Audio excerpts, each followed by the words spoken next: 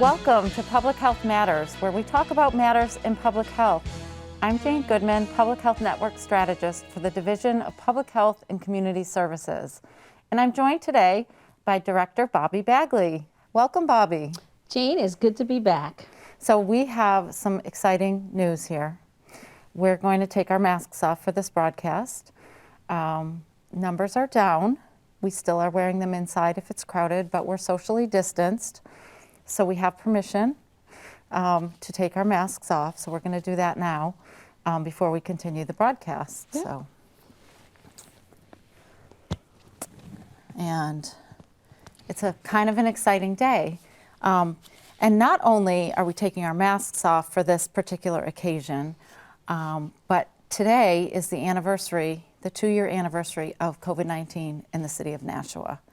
So that fateful day 2 years ago when you got a call that it had arrived, we had heard about it in the world scene, and now here we are 2 years later. It's almost hard to believe.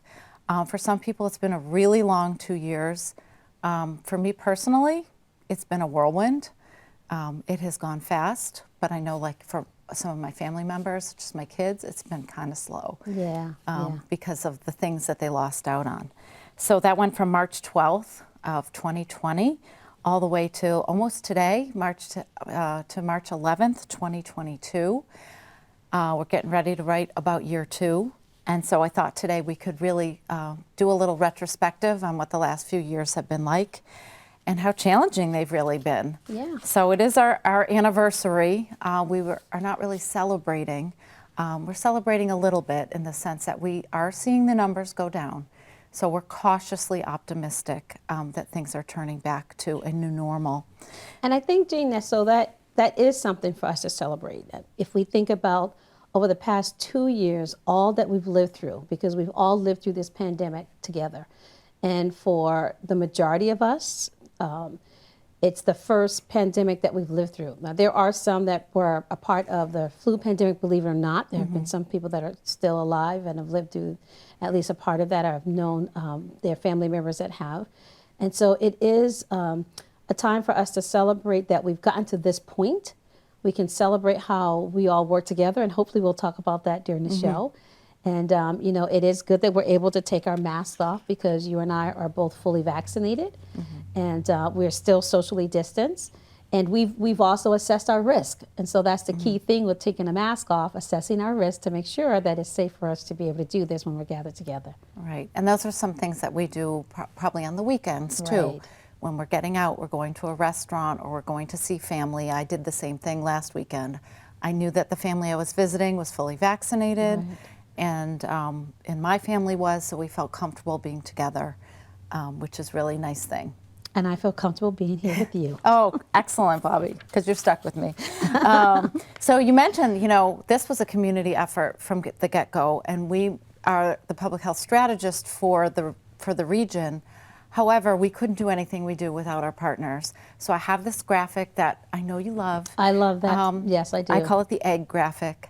But it just talks about our community partners and all the things that we really couldn't accomplish, like I just said, without them, because it's not a one-man show or a one organization show. So we have our community health centers, we have our hospitals, of course, we have our home health, we have our churches and our synagogues, transit, fire, economic development. We have our mental health centers. And we have our labs, and we even have our businesses. And the schools are on there. And the schools, of course, and colleges. Long-term care facilities. So you call that the egg. I call that our public health system. Yeah. Well, it's a public health system of eggs. So, and so we sit in the center of that trying to get everyone together. And we did that through our COVID response, whether it was those response calls every Monday with the healthcare providers, with fire, police, just so everyone knew what was going on and who needed what. So how can we help one another through this pandemic? I'm short on masks, I can send you masks. I'm short on beds, I can send patients over.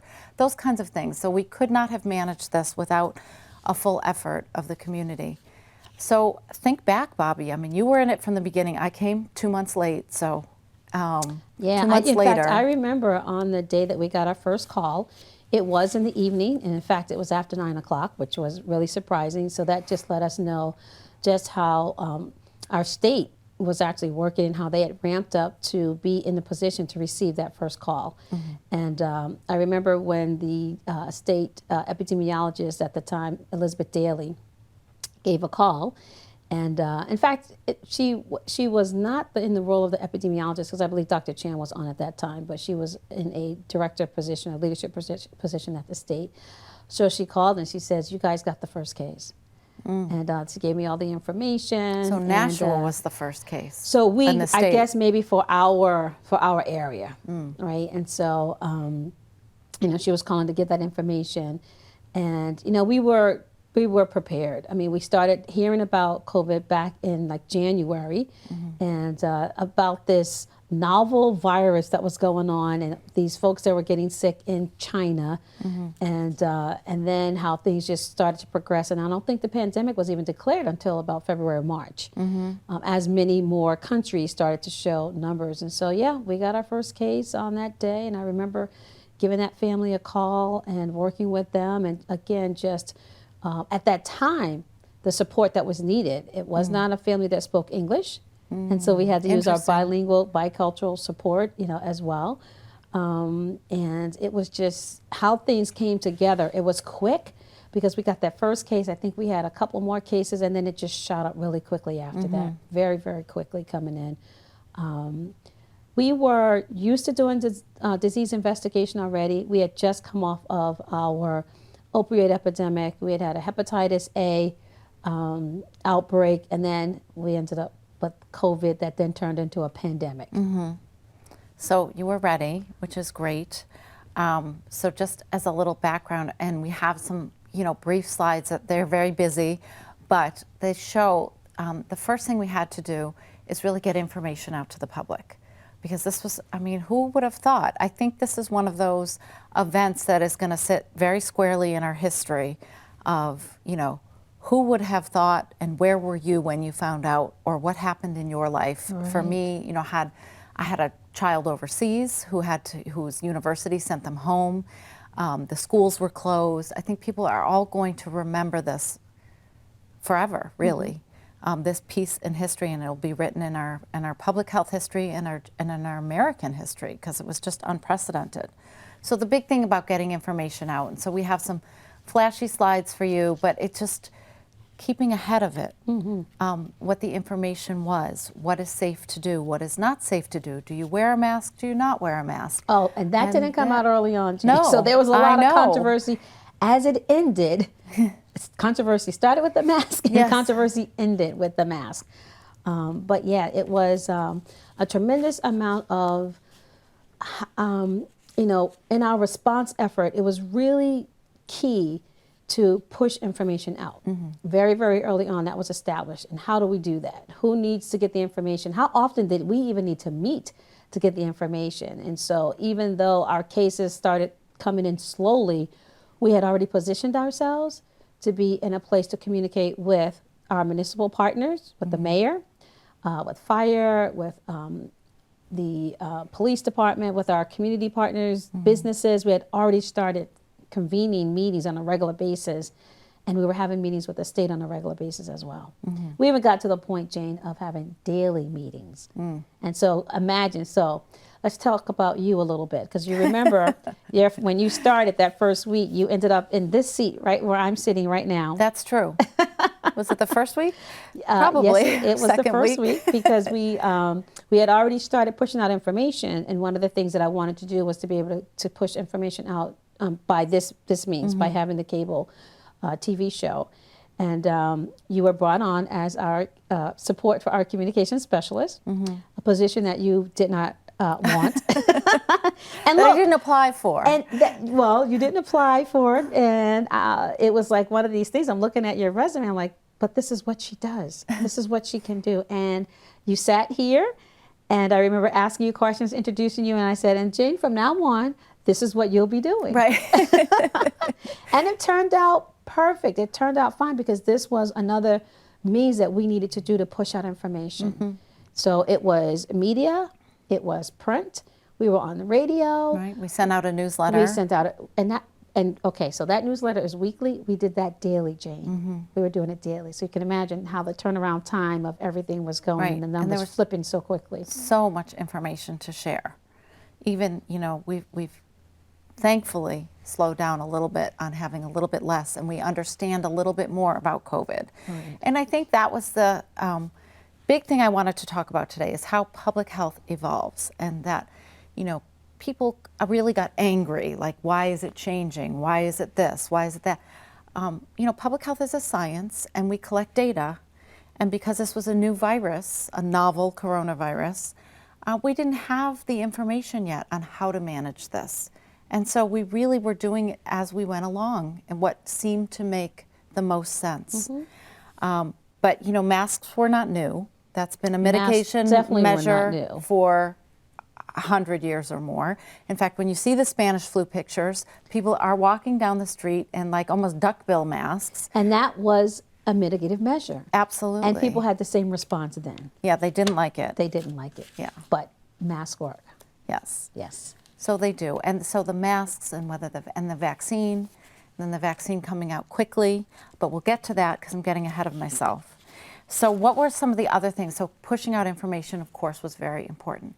Another thing public health was charged with was disease investigation. So just if we could just explain to people, what does that mean? Right. And again, this is not new work that we were doing.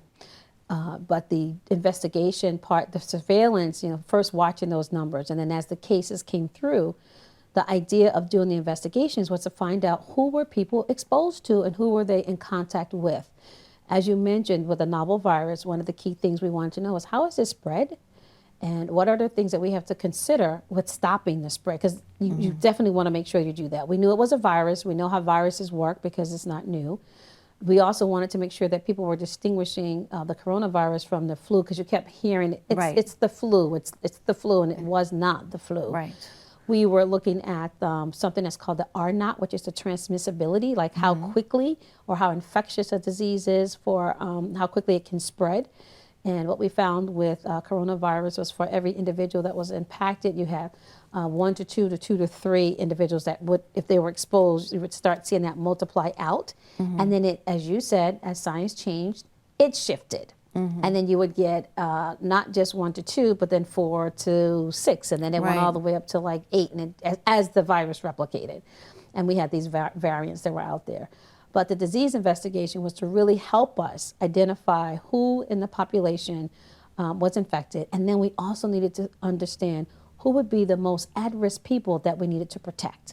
So when you're doing surveillance and you're doing investigations, you want to look at those things. And we also wanted to make sure that we understood the virus itself. Once it got into the body, what was it doing? So we're learning all of those things all at the same time. Right. And last week we went out to one of our municipalities and I saw their bulletin board and they had one of our original flyers up. I said, oh, you guys, this is really dated. We need to get you a new one.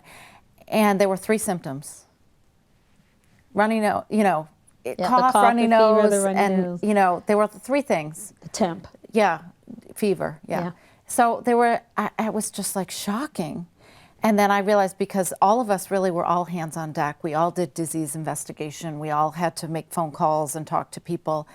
And, the symptoms, that's how we also learned, that's how we tracked. Well, this loss of taste and smell, that's a huge thing. And that turned out to be such a marker for this disease, for this virus, because that was the most unique thing that people knew. And so many people, even within our office or when you talk to them, they said, yeah, I couldn't taste my coffee or I couldn't smell my toast. Right. And that is really, that was very unique. And but that helped us through doing that disease investigation, through talking to people. We isolated that symptom, and it also made the public aware that if you have that, you need to get tested and stay home. Yeah, because some people would lose their sense of taste and smell and not have fever, right? Or not have some of the other symptoms, right? And so you're right, the symptomology even evolved, over the course of time. The other symptom that was out there in the beginning was also diarrhea. So that was another one. So I think that's what made people think it was so much like the flu, because very similar symptoms: fever, cough, headache, diarrhea. Those are all the same things that you Right. will also see with the flu. But that loss of sense of taste and smell kind of like was in there. Yeah. The muscle aches. I remember some of the early cases, people would complain about not even being able to walk, right? And so some of the symptomology varied so much, across the body systems and individuals. Right, It because did. individuals have different underlying Yes. conditions and they will react differently. And we'll talk about that at the end too, because Yes. there's so much. It was just, you talk about over the past 2 years, I can tell you we learned so much about the SARS-CoV-2 coronavirus. We dubbed it the coronavirus because of how the virus looked. Did you check out my hair today? I know. My Yeah, coronavirus you got the spikes going. Yes, exactly. But that was a marker, of the coronavirus, which again gave it that common name. But even how it presented, everything novel, new. I think what was the most significant for people who study virology was the fact that they were understanding what these spikes, these proteins, what this meant, right? Exactly. And that's 'cause how they played a role developed with the vaccine. Yes, exactly. Right. So just as a little recap, in year one, we did 4,384 disease investigations. It's a huge amount. We are very small at public health. And in year two, we had less because once we slowed down, because once we had learned enough about the virus, we'd learned enough about the symptoms. So in year two, and we shifted our focus from disease investigation to more mitigation and vaccination, we had 1,726. And But if you still remember a how lot. that change occurred, right? Because initially we were investigating all of the Everybody. cases, and the numbers were coming in so quickly. And so when you think about how public health works and what's the most important thing that you need to focus on, initially it was the contact tracing. It was identifying all the cases so that we could, again, see what was happening with those individuals and what were the high-risk populations, what was it going to impact, schools, jobs, and all those things. Once those numbers started to come in so fast and so furious, we could not investigate every single Right. case, right? So even our disease investigation, some of the criteria started to change, and we started to focus on who are the most at risk and most important people that we needed to do investigations with. And if you remember, we dropped it down to under a certain age or over a certain age. Right, all the students under 18, I know we spoke Right. to all of them, we spoke to their parents. Right. And those over a certain age, because that was the priority group, because what we were seeing, the virus really impacted our elder population significantly, as we saw in some other states, and long-term care facilities and those over 65. The percentage of deaths in that age group was really, really high. Especially in the beginning. It Yes, shifted, it did. which was, interesting and very sad at the same time. It seemed, I know in the beginning of the pandemic, 80% of our deaths in New Hampshire were from the elderly and long-term care facilities. And so when we continued that disease investigation, of course, in the long-term care facilities, the assisted livings, because they're congregate living situations, Yes. and why we had to stay investigating the under 18 crowd because they're in schools, some of them. But when they did go back to school, we had to make sure that it wasn't spreading like wildfire in the Right. schools. And we had to protect that population too. So we did see a high number of deaths in those over 65 and long-term, and actually it was over 80. Over 80 years of age, you saw the highest number of deaths. But we still needed to make sure that we could protect that population. And the thing with the younger under 18 was that we just didn't know what was going to happen with that population group, because this wasn't a group that was showing a lot of signs and symptoms. The fatality rate in those under 18 was also very low. But it wasn't that they could not get the disease. It wasn't that they weren't spreading the disease. The severity of the illness just looked very different in that demographic. But given that they could spread the disease to their older relatives, and Yes, if they're that was key. multi-generational households, then we absolutely have to track Right. them because of that spread. Right. And so that's really the key. So I think people really, we're a community, so and we're families, and so Yeah. we live together. We have to take care of everybody. Yeah. So even if you say, oh, it's no big deal in kids, Right. it is But a that big was the deal. thing that we had to do a lot of education on. Right. The fact that, we are communal people. We talked about, we're social beings. We like to get together. We like to be together. And a part of one of the mitigative strategies was that isolation, which then we changed the term, and social distancing, because that was the way to allow for the virus not to get from one person to the next person, and protect those that were the most vulnerable in our families, like those that were over 65 and those who had underlying health conditions, which could have been any age. Absolutely, absolutely. Yeah. We learned a lot. We did. So we learned, we investigated, and then we started to test. Oh, yes. So we did some COVID testing. Well, I remember those days. And, we did them everywhere.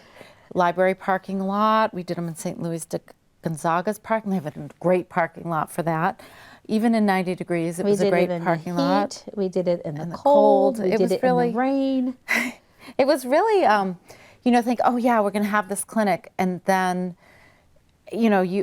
exactly, be like 95 degrees. And then in the beginning, we would wear all the PPE because people were afraid, and we had to take all those precautions. So we'd have a mask and a face shield and the PPE and our gloves. And that was just to talk to people. And they weren't, right. The gowns. And yeah, some of those weren't waterproof. No. We were like sweltering underneath those gowns. So I just remember like that. I think that was one of my first days, Bobbie. You're like, come on, let's go. And we had a daycare where there was a suspected cluster or outbreak at the time. And so I suited up, and I never sweat so much, but that's what we did. And but so that was our response, right? Yeah. Again, we worked with the knowledge that we had. Right. And protection was key. We had to protect the frontline workers. And our public health department, we had all hands on deck. Even folks that weren't, like our communicable disease nurse, so you mentioned how small we are, we have like 4 communicable disease nurses. And so with the numbers that we were getting, we needed to have that extra support of all hands on deck. And so you've got all kinds of folks out there in the full personal protective equipment at the testing clinics, and a lot of volunteers. Calls, and then we started to get those volunteers as well. So, but we had to protect our staff as well, because if you can imagine, if we had all gotten sick, then who would have been doing some of that work? Right. Right. So after we did all this testing, and we really saw the demand for that go way down, and we had such a shift, even during, we continued to test, and then we had vaccine. Yeah. And it was crazy. I never thought it was really going to happen that quickly. But we had a vaccine in about December of 2020.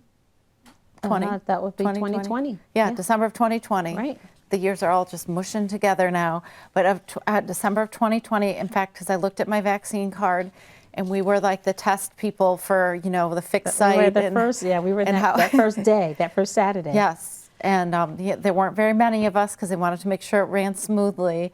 But we did get vaccinated, and shortly thereafter, we started vaccinating, putting up points of distribution, pods, however you want to call them, at different everywhere, sites. Jane. We were going to long-term care facilities. We were going to senior housing facilities. Right. Anyone. Oh gosh, yes, yeah. Went to Lamprey, I believe, even and Greater Nashua we were Mental helping Health. Our partners. Oh yeah. Yeah. So housing units, just anywhere we could think of where there were, again, congregated settings, but also that really had that high need.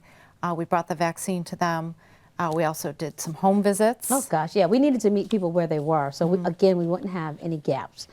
And you know what's interesting is that, with the vaccine push out and roll out, because key testing, all those other mitigative measures, and then once we got the vaccine, well, we're hoping that would help really slow this thing down, because if we can get people to get vaccinated, that was going to be a protective factor.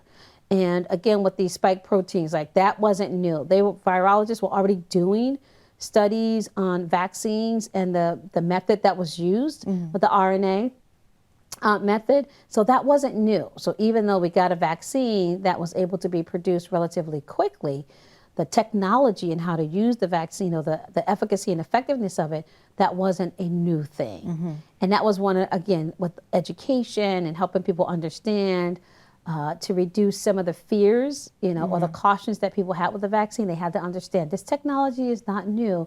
They've just applied it now to SARS-CoV-2. Right. Yeah. And it's interesting to me because if you looked at like the uptake, like in my own family, my own mother, I mean, they could not wait to get vaccinated. They were ready. And then, so when we look at our numbers of vaccination, I have a graph that we can pop up that really shows that the older you are, the more likely you are to be vaccinated, especially in New Hampshire. And I believe that's even nationwide, that those in those long-term care facilities, of course, and the assisted Priority livings, they were population. prioritized. Exactly. But when I think back to, some of my relatives that live independently, that are, elderly, they really wanted this vaccine. No hesitation, none at all. And I think they wanted to get out again. And they Well, understood that vaccines yeah. do work. Right, and they saw that that was a risky population to not be vaccinated, to not be protected. What you also saw was in some of the populations where there was more hesitancy, or what I termed cautiousness, was because of other issues. So if we see a priority population where we're saying vaccine will help prevent deaths, then you're going to have that readiness to get vaccinated. And you had others that were just like, I'm not doing this. I don't know enough about it. I'm afraid of it, and once you had people who were vaccinated that they didn't have an eye growing out of their forehead, or we didn't have horns growing out of our, exactly, right? Then you saw that it was safe to use, even though there were some side effects, right? The soreness, the fever, because I remember I had a fever after I got my vaccine. But even with that, the risk of that getting those side effects, the benefit was far greater than actually getting the disease itself. And so we still had to do a lot of education around that. And we also had to do a lot of education for population groups where there were fears of, because of past history of things that happened with medical care or experiments that were done, especially within the Black and Indigenous population. And people would talk about the Tuskegee study, the syphilis study, was one reason why there was such hesitancy. You had to help people overcome that as well. Right. And that was a huge role that public health had to play with vaccine efficacy, vaccine safety, and then also us getting vaccinated to demonstrate the safety of the vaccine itself. Right. Yeah, I will admit, I was like, I'd ask you, are you going to get that? Like, of course. And then we had all of our poster boards with us, on showing, because that was another way of pushing out that information, showing, like, look, we got vaccinated. So we have our shots of us being the first at that clinic and have those on billboards and on bus the back ads. of the bus. Oh, gosh, yes. We were taking pictures That was of them. but that was really, really important to help the public understand, to protect as many as we could. And vaccines were going to be key to that. Yeah, absolutely. And so in New Hampshire, our vaccination rate, we have 58.4% fully vaccinated and 66% with at least one dose. We know this is a little underreported, so hopefully it's a little bit higher. In Nashua, we have 57%, and Greater Nashua, 56.7%. So we're getting there. I do think, again, over the next, I would say, weeks to months, that data will be corrected as some of the pharmacies are lagging in some of their reporting. So we're just hoping that people continue to get vaccinated and get a booster if you've already had your 2 series, because really what we found that the vaccine is not perfect, but it is preventing severe illness and hospitalization. So even when we had Omicron, which spread very quickly, people that were vaccinated often got it, but they didn't go to the hospital, and they weren't severely ill. Right. Sometimes there were a lot of reports of absolutely no symptoms, but they knew they were exposed, so they did the right thing and waited the 5 days and got tested. So, or the symptom may have been, a scratchy throat. Right, yeah. So. And just with the creation of the vaccine, the importance of it was that it would lessen the severity of the illness and it would prevent death and hospitalization. And so even when they put the, the numbers out, the percentage about the efficacy and how well the vaccines work, none of them were at 100%. And they knew that even with the production of them. I don't think we've had a vaccine that's ever had 100% of anything. Right. When I think about hepatitis A, hepatitis B, any of the vaccines that we've been using. Well, even flu. Every year we kind of make a guess at what the flu strain will be. And the efficacy of it, the level. And in fact, the efficacy of flu was a lot lower than COVID. It was like 44%. Right. Whereas even with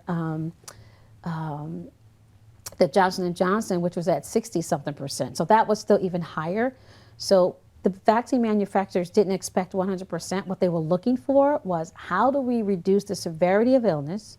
How do we reduce hospitalizations? And how do we reduce deaths? And it worked. It did what it did. Absolutely. Same thing with the masks. The masks were never, explained or were put out to be 100%, but it was, how do we reduce the spread of these respiratory droplets into the community? Cover it up. Right. Cover it up. So with all of the things that we were doing, it was to reduce the severity of the illness, reduce the amount of spread in our communities so that we could protect our most vulnerable populations, which I believe we did. We did suffer loss. I believe that our count of deaths is over 2,000. I have that. I'm gonna give that data in a minute. But we did, in New Hampshire, I think we did a pretty good job. And New Hampshire's a pretty healthy state. So you have to look at a lot of factors when it comes down to, the outcome or the impact that coronavirus had in the state of New Hampshire. Because when you look at us, at some points in time, Jane, we were like number 1 and number 2 with infection, especially in January. We were like right up there nationally. Our transmission was huge. Nationally, exactly. And we were like number 2, number 3 for quite a while. But when you look at our state overall, pretty healthy state, the loss, we had a 1% loss in our state, which is, condolences to those families that lost, but we had a 98% recovery rate. Which is good. So I just have a little flash of our overall community response. In the city of Nashua, there were 20,235 cases. And we had so far, now some of these numbers will even be updated because these were put together a few weeks ago. But we are gonna revamp this for our year 2 report, but 123 clusters of cases. We had over 150 volunteers help us. That was amazing. At testing clinics and vaccination clinics. We had people come in the office to help us with our data entry. Putting in those test results. Right, because we just could not keep up otherwise. We tested 7,472 individuals. That's a huge amount of people. And then vaccines administered, 22,642. That's a lot. That's a quarter. That's just us, because we were also referring people, right? Right, but that's just us, our little health department, and Small we didn't but talk. mighty. We didn't talk about that, but we had some big clinics. We did the outdoor with our partner at Fidelity, and they erected beautiful tents so that they would be safe. There was a lot of fresh air flowing through there, and sort of warm enough for a clinic. It was a little chilly, I will admit, but to do it in the safest way possible. And to get, 1,500 people through in one day, because we really just wanted to get that speed. Let's get this done. Yeah. So we've got our 2 years that have gone by. So I have in New Hampshire, our total cases, and I am not making this up. I looked this morning, 299,999. Yeah, I looked at it this morning too. I was like, oh my gosh. So that's crazy. We only have 1,049 active cases right now. We had 110 cases yesterday reported. Hospitalizations are happily down to 47, still more than we want for one illness, but we'll take it for now. It seems to be going down every day. And deaths, as you mentioned, 2,414 to date. So just a little reminder to our audience that the vaccination fix site is open now until the end of the month, until March 31st.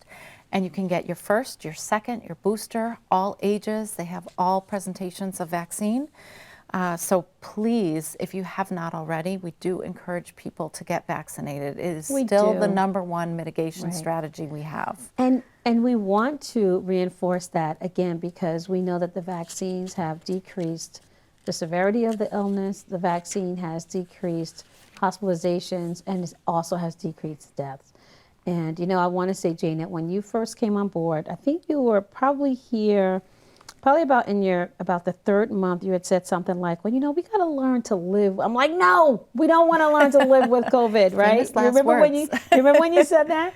And so now it's here. right? And so we really want people to go ahead and to get their vaccine series. If not started, get it started. If not completed, get it completed, because now, Jane, you can say it. We have to live alongside. We have to live alongside of COVID-19. Yes, I was not ready to accept that a year and a half ago. And you yelled at me, Bobbie. I know. I'm like, no, we're going to stop this thing. Let's not get comfortable with it. Yeah, no, you were like, we are not. We want to snuff this thing out. We're snuffing it out, right? And I think by doing what we did with the measures, although I was accused of us having draconian measures, those measures helped us snuff this out to enough that we didn't see more deaths than what we did see. Mm-hmm. We didn't see more disease than what we did see, because we took measures and put measures in place very quickly. As draconian as they may have been, they were necessary at the time. Mm-hmm. Absolutely. And so now the CDC has revisited how they're looking at communities, and we have a map of how the United States looks, and we can see that New Hampshire is green. Yes. The whole state is considered low. And, so what does that mean? That means, still have to make good decisions. Right. And, you should wear your, well, I have another slide for that, but. Yeah, but go ahead and say it. You but, do you need to take, you have to take your assess risk your into risk. consideration. Yeah, you have to think about where you're going. And we want that. See, that's the thing. We want people to do that. We need for people to continue to do that, because we still have people in the hospital. We still have, what did you say, 1,400 active cases? We still have active cases, so we still have COVID that we are living alongside. Mm-hmm. We still have individuals that have high risk factors. We still have folks that we want to protect, because we still have people we don't want to get this disease to the point where they get sick enough that they have to go into the hospital or that they die. That can still happen. So yeah, we want people to assess their risk. We want people to do like we did. I know your vaccination status, you know mine. If we don't know each other's status, then we've got this distancing that we can maintain. Right. We don't want to put ourselves in any situations that's going to increase that risk. And if, you go to a place, you don't know all those things, you have to be close with folks, and you're in an area where you know that there's still enough spread there, you should really think about putting on a mask. Right. Right. So I threw this together, keep a mask on hand. Oh, yes. And I had mentioned that to you the other day. I said, I went in to I will not name the store, but I went into a store, and it was a very large store. And I said, I had my mask on my wrist. Right. So if it got crowded, if I got around too many people, or I wasn't, if I was going to go close. Yeah. Right? So keep a mask on hand. Look at this. We could just demonstrate it. Keep a mask on hand. Right. So we're just going to keep it on our wrist. And you have it if you need it. Absolutely. So that's a really important message that we want to leave people with. And so what is next? And we don't want people to beat us up over that either, because we're not passing any judgments. Right. If you don't have a mask on, you don't have a mask on. But if you need to put one on, please don't be afraid to do that. Right. And don't beat up on people that wear masks. Right. Just let everyone make their own decision at this point. Right. Given that our risk is low right now, that the transmission is low. So finally, what's the last piece of research that is going on? And I've been reading a lot with our, I forgot her name already, your local epi. Your local epidemiologist. Yes. And, Caitlin Jetelina. She put out a series about long COVID.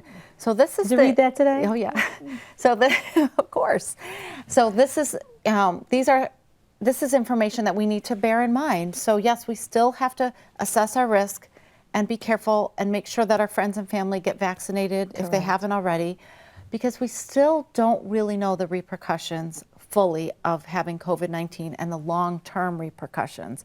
So one thing that she said that, this long COVID is seen more in women, for example, and that is related possibly to women having more autoimmune disorders, also women being pregnant, not something a man can do, but a pregnant person is more at risk for COVID-19.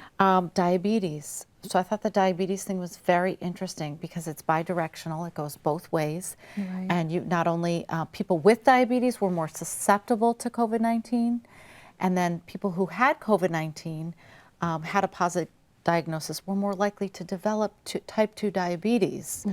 So, these are things that are not positive outcomes. So Right, we right. don't want to get COVID if we can avoid it. Right. It's not one of those get it and get it over with kind of things. And we want to take care of ourselves, right? So we know that that is a protective factor, right? The healthier we are, the stronger our immune system is, that if we're exposed to the virus, we'll be able to fight it better.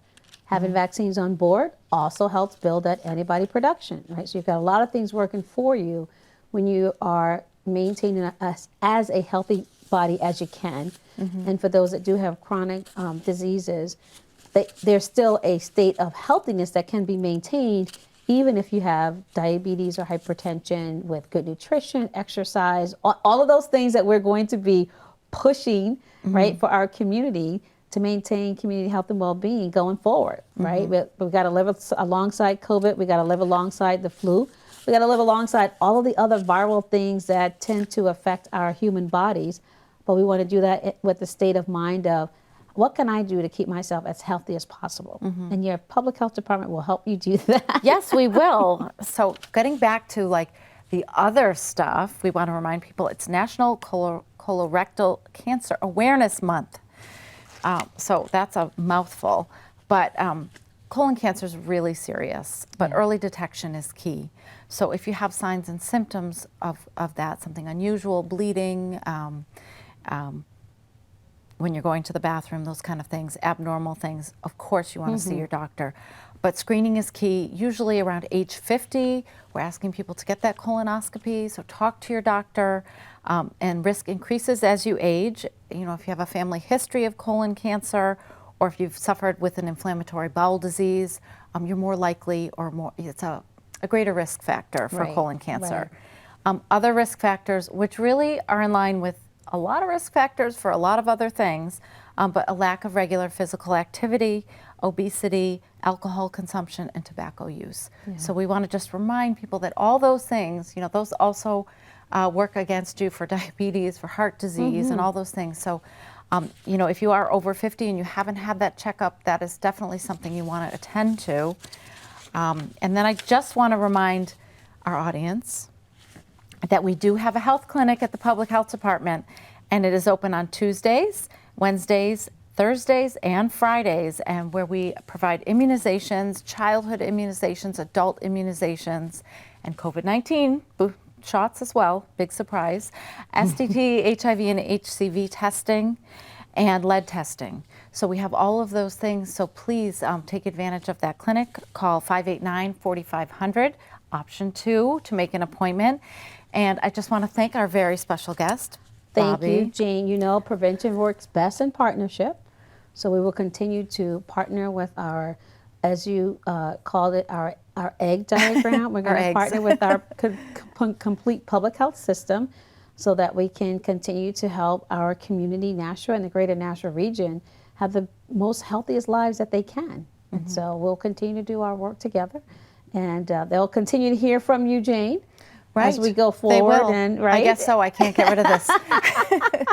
No, this is yours. This is yours. So, and and I do want to say, I do want to commend our health department for the great efforts that have been done over the past 2 years.